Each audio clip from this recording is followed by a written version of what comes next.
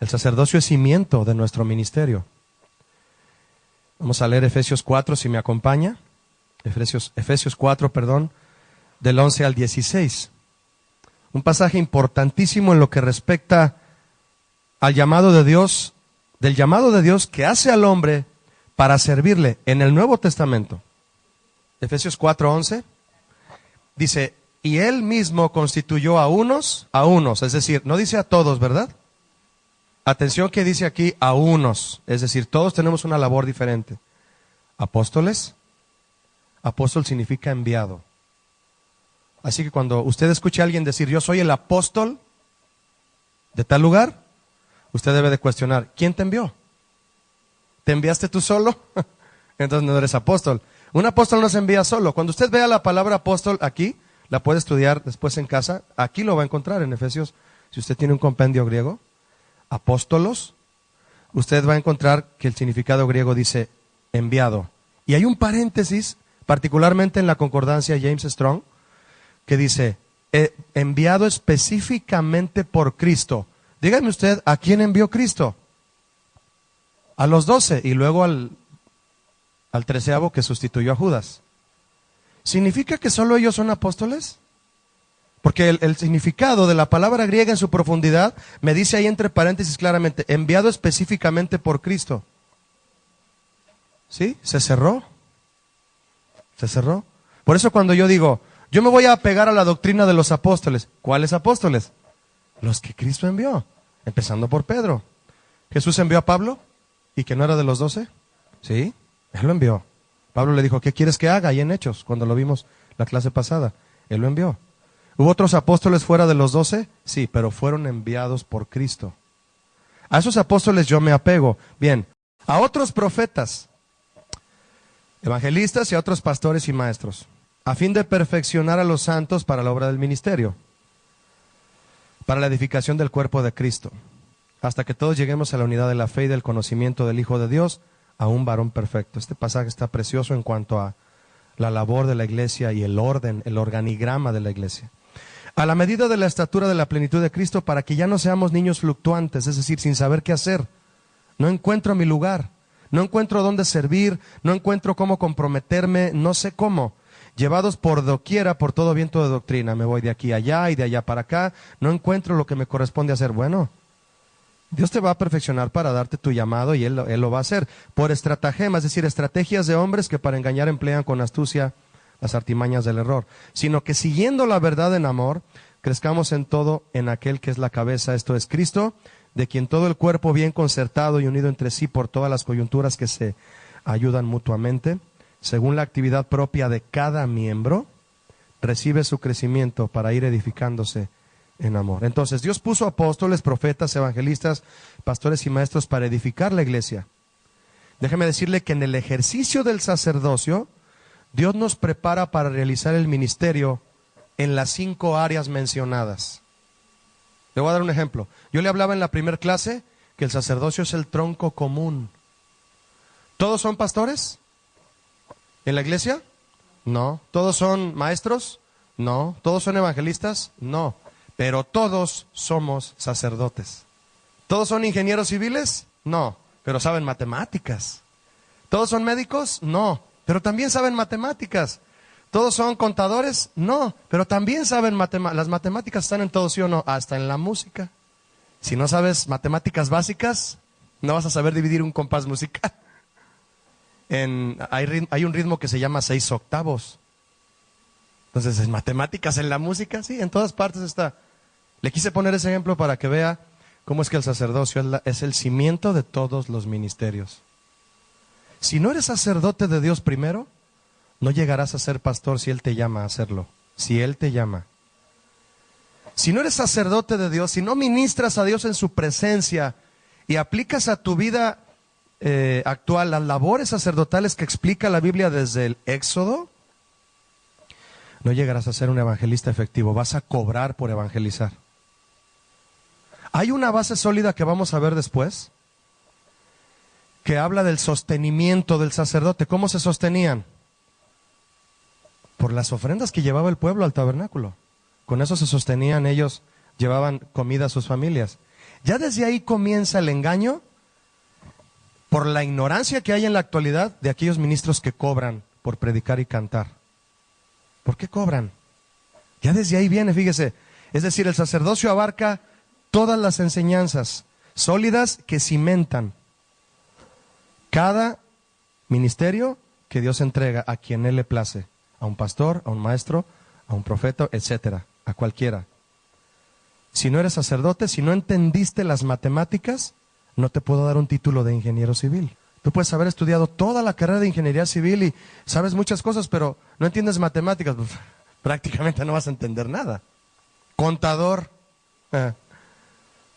¿no te sabes la tabla del 3? Pues no. ¿Sabes dónde aprendes la tabla del 3 para ser pastor? En el sacerdocio. Por eso quien yo escucho decir que el tabernáculo está obsoleto para enseñar, a mí me da coraje. A los niños ya no hay que enseñarles el tabernáculo, eso es algo obsoleto. ¿Sabes qué está diciendo ese maestro que piensa así? Que quiere darles un título a un grupo de niños para servir a Dios por su propia cuenta, sin que Dios los haya llamado a enseñarles el ABC del cristianismo. No se puede. Simplemente de este ejemplo que le di del sostenimiento sacerdotal, puede leer usted como complemento de lectura, lea Números 18, cuando usted guste. Números capítulo 18. Ahí habla de cómo se sostenían los sacerdotes. Y una cosa, un asunto muy contundente que menciona ese capítulo, mi hermano, es, entre otros, que cuando Dios repartió las tierras a las tribus, llegaron a la tierra prometida. Y Dios dijo, vas a fraccionar las tierras, Moisés. Aquella tierra, allá vas a dividir todo, donde Dios los plantó, a donde Josué los llevó finalmente. Y le dijo a Moisés, aquel terreno que está allá, todo ese valle, todo eso se lo vas a dar a Rubén. Todo eso que está allá se lo vas a dar a Manasés. Allá va a vivir Dan, allá va a vivir Judá. Repartió a todos. Y cuando dijo, y Leví, a ellos no me les das nada. Ahí está en Números 18, cuando guste leerlo. Yo soy su herencia, dice Jehová. No me les des ni un pedazo de tierra. Aplíquelo a la actualidad. Lo servimos a Él. Él nos sostiene. Él es mi patrón. Él es mi jefe, Él es mi todo, es mi director, es mi Señor. Dependo de Él. Le sirvo a Él. ¿Por qué cobro? Entonces, te invito a predicar, Julio. Te cobro 3,000 pesos por cada sermón. Y si me pones a dirigir la alabanza, otros 3,000. A usted se le hace un chiste, mi hermano, pero usted no sabe.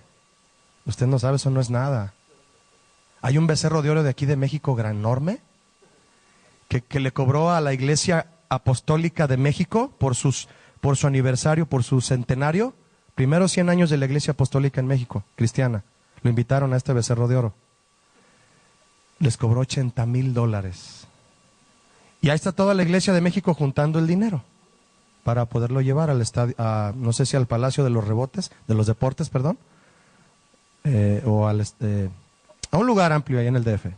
Sí lo llevaron, mandando boletinaje por todo. Vamos a reunir la ofrenda del ministro. Así fue, me lo contó un amigo de primera mano, que su familia es la Iglesia Apostólica. Y dije, ¿en serio? Sí, así como lo escuchas. ¿Por qué? Entonces no es levita, no es sacerdote, es un artista. Y el artista es digno de su tarifa. El obrero es digno de su salario. El artista es digno de su tarifa. Pero eso no es bíblico. ¿Verdad? Y desde el sacerdocio en Números, eso está establecido. A los levitas no les des nada. Yo soy su herencia, yo soy su porción. ¿Quién lo sostiene? Yo. A mí pídeme. No andes cobrando. No andes pidiendo al pueblo. De lo que traigan ellos, vas a tener de comer. No te quiero ver preocupado por eso. Ni trabajando en otras cosas que no sea el tabernáculo. Así que, mi hermano, es todo un compendio de aplicación espiritual para que entendamos muchas cosas, y entre ellas la fe y la dependencia al Señor. El sacerdocio entonces es el tronco común al que Dios nos llama a prepararnos para realizar la obra del ministerio a la que Él nos llame. Los ministerios son mis 5 dedos que tengo aquí en mi mano: apóstol, maestro, profeta, evangelista y pastor. El sacerdocio es la palma de mi mano que sostiene a todos. que es la base de todos. ¿Dónde está la base de los 5 dedos? Los movimientos de los huesos, todo, las articulaciones, los músculos, es la palma de la mano. Ahí está el sacerdocio. El sacerdocio fue antes de los 5 ministerios que Pablo habló. Antes de establecer uno o más de estos 5 ministerios en su pueblo, según su voluntad para cada uno de sus siervos, el Señor estableció el ejercicio del sacerdocio para todos sus siervos. ¿Por qué cree usted que Jesús juzgó y echaba en cara siempre y quería que fueran salvos a los fariseos por no hacer su trabajo bien hecho hacia la gente? Los fariseos no eran sacerdotes del pueblo, no acercaban al pueblo a Dios, lo alejaban más, ¿sí o no? Los fariseos alejaban más a Dios del pueblo, con sus tradiciones, con sus costumbres. Era peor, empeoraban la relación de Israel con el pueblo. ¿Eso es un sacerdote? No, para nada, no. Y Jesús se los recriminaba. Ustedes no acercan a Israel a Dios, ustedes lo están separando. Y eran maestros de la ley. Explíqueme eso. ¿Cómo es que eran maestros de la ley y no actuaban como sacerdotes y no acercaban al pueblo a Dios? Porque no había un corazón de sacerdote.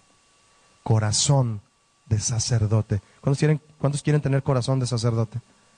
Todos debemos tenerlo. Si tú tienes un corazón de sacerdote, lo primero que vas a empezar a hacer es, la primer carga que va a surgir de tu corazón es, esa persona tiene que acercarse a Dios, yo le voy a ayudar. Ese niño necesita amor para ver, mira, vamos a orar por tu mamá, vamos a orar por ti, lo estás acercando a Dios. Eso es lo único que te interesa, llevar a la gente a Dios. Estamos resumiendo, es más, aquí termina ya el curso.